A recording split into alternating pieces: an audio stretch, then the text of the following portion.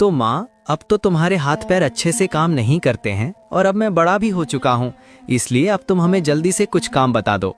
अगर बेटा तेरी काम करने की ज्यादा ही इच्छा है तो सुन बेटा, तेरे पिताजी के जाने के बाद मैंने जंगल से लकड़ियां काट काट कर तुम तीनों को पाला है। इसलिए हमारा जो भी एक छोटा सा खेत था वो अभी तक खाली ही पड़ा रहता था। तो तू कल से उसमें ही फसलें उगाएगा और उन्हें बाजार में बेचकर अपना ये घर चलाएगा। ठीक है माँ, तो फिर मैं कल से ही खेतों में काम करूँगा। ये सब बातें सुनकर पास में खड़ी सबसे बड़ी बहन माया धीरे से आकाश से कहने लगी, तो भैया आप चिंता मत करिए, हम दोनों बहनें मिलकर घर का सारा खाना बनाना, पानी भरना, बर्तन धोना, झाड़ू पोछा और बाकी सारे काम संभाल लेंगी। अरे माया बहन, तो देर किस बात की, शाम भी होने जा रही है, इसीलिए जल्दी से गरम गरम खाना बनाओ। हम सब लोग खा पी कर सो जाते हैं और कल सुबह ही मैं खेतों पर काम करने जाऊंगा।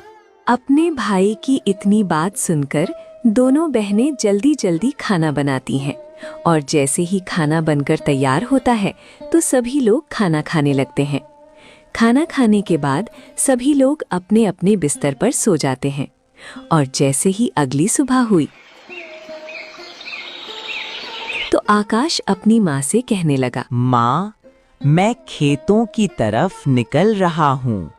खेतों पर जाकर मैं आज ही फसल बो दूंगा, जिससे हमारी फसल जल्द ही तैयार हो जाएगी। ठीक है बेटा, खेत पर संभल कर जाना और अच्छे से फसल की बुआई कर देना और अपना ख्याल भी रखना बेटा, कहीं तुझे कुछ हो ना जाए। अपनी माँ की इतनी बात सुनकर आकाश खेतों की तरफ निकल पड़ता है।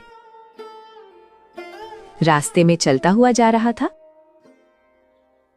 तभी देखता है कि कुछ लड़के अपने पिताजी के साथ खेतों में काम कर रहे। यही सब देखकर आकाश अपने मन में सोचने लगता है, हे भगवान, अगर मेरे पिताजी होते तो आज मैं भी अपने पिताजी के साथ खेतों में काम करता, लेकिन तूने पहले ही मेरे पिताजी को अपने पास बुला लिया।